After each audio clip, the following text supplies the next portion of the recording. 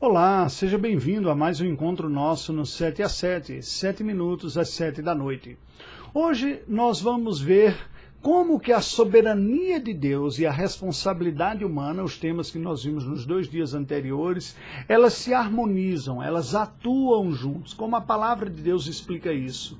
Porque numa mentalidade simplista, ou Deus é soberano, dirige tudo, tudo estabeleceu e cumpre, nós somos meros robôs que cumprimos passivamente, acidentalmente o que ocorre, ou nós somos aqueles que tomam decisões reais e Deus recua e assiste e respeita as nossas escolhas. Bem, a Bíblia afirma que Deus é soberano e afirma que o homem é responsável. Aqui não se trata de uma cooperação, mas se trata daquilo que em teologia nós chamamos de concursos divinos, ou a concorrência divina. Como Deus, que é infinitamente soberano, sábio e glorioso, ele tem o controle tal dos detalhes das causas naturais e secundárias que faz com que tudo concorra para o cumprimento da sua vontade, mas respeitando a natureza das causas secundárias. Deus faz isso acontecer. Vamos ver como? Bem, hoje nós vamos ver como essa ação de Deus se dá nos atos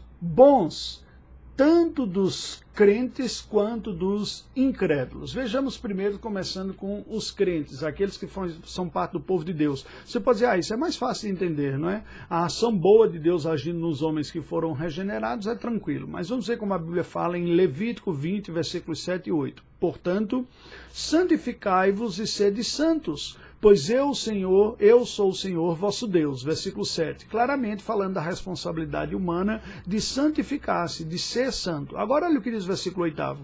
Guardais os meus mandamentos e cumpri-os, ainda a nossa responsabilidade. Eu sou o Senhor que vos santifico. Agora é a parte de Deus, a sua soberania. O que é que nós podemos concluir? Nós percebemos claramente que, ao cumprirmos aquilo que Deus estabeleceu para nós, a vontade soberana dele vai sendo cumprida em nossa vida.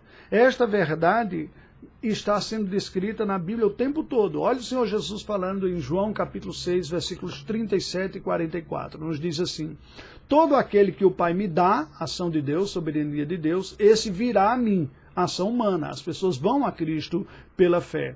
E o que vem a mim, responsabilidade humana, de modo nenhum lançarei fora. Ação divina, de sua soberania.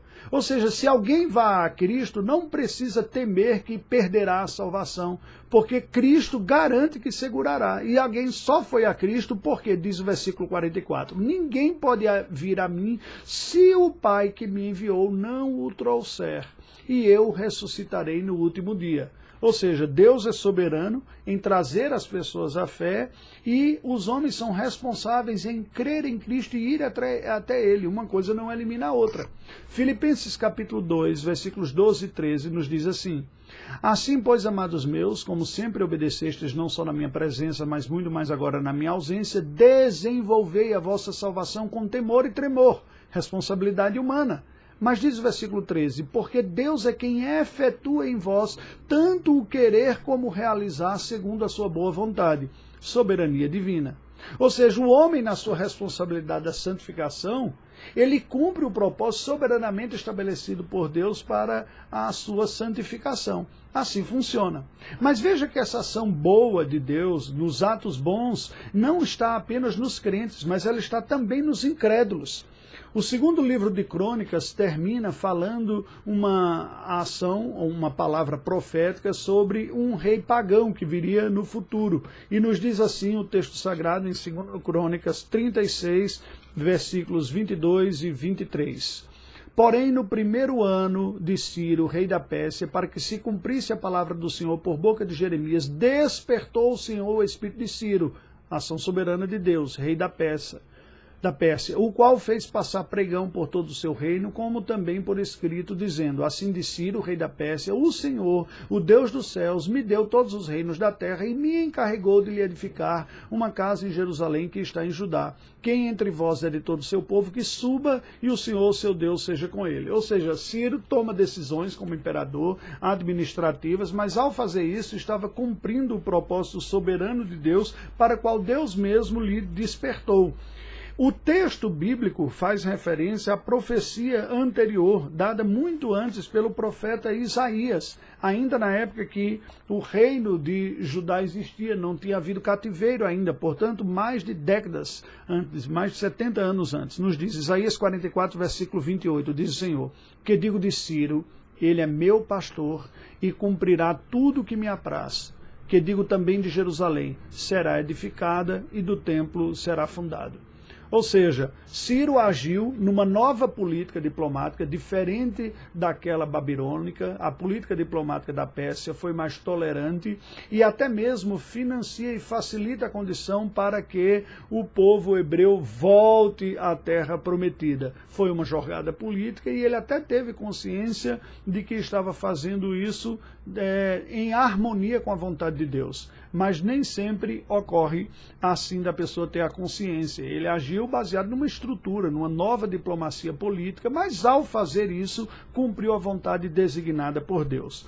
A Bíblia nos apresenta também em Êxodo capítulo 12, um texto muito curioso. Depois que o Egito experimentou as 10 pragas, o povo do Egito mostrou favor para com os israelitas. E nos diz o texto sagrado em Êxodo 12, 36 o seguinte: e o Senhor fez que seu povo encontrasse favor da parte dos egípcios, de maneira que estes lhes davam o que pediam e despojaram os egípcios. Foi o Senhor quem fez, soberania de Deus. Mas os egípcios estavam cansados de todos os castigos e tudo mais e se tornaram favoráveis. Poderia ter agido de uma maneira completamente diferente, ficaram odiosos, né? Mas eles se tornaram favoráveis. Eles foram responsáveis nisso e deram livremente, não foram congidos, não disseram: ah, Deus me predestinou para dar, eu não queria dar estas coisas aqui. Eles, por razões internas, decidiram entregar ouro, né, e bens que foram usados depois para a construção do tabernáculo, mas Deus soberanamente, diz o texto sagrado, fez com que eles se tornassem favoráveis. De tal maneira que Deus é soberano e o homem é responsável nos atos bons. Amanhã nós vamos ver como a soberania de Deus se manifesta juntamente com a responsabilidade humana nos atos maus. Oremos ao Senhor. Deus bendito, nós te rendemos graças pela tua majestade, glória e infinita sabedoria. Tu és a fonte de toda boa dádiva, de todo dom perfeito. Nenhum de nós consegue produzir por si mesmo, naturalmente, piedade e virtude. Toda ela vem de ti. Por isso, receba nossa gratidão e nosso louvor, e rogamos a graça do teu Espírito para nos capacitar a responder com obediência, santidade e piedade em nossa vida ao teu chamado. Oramos em nome de Jesus. Amém. Aguardo você amanhã.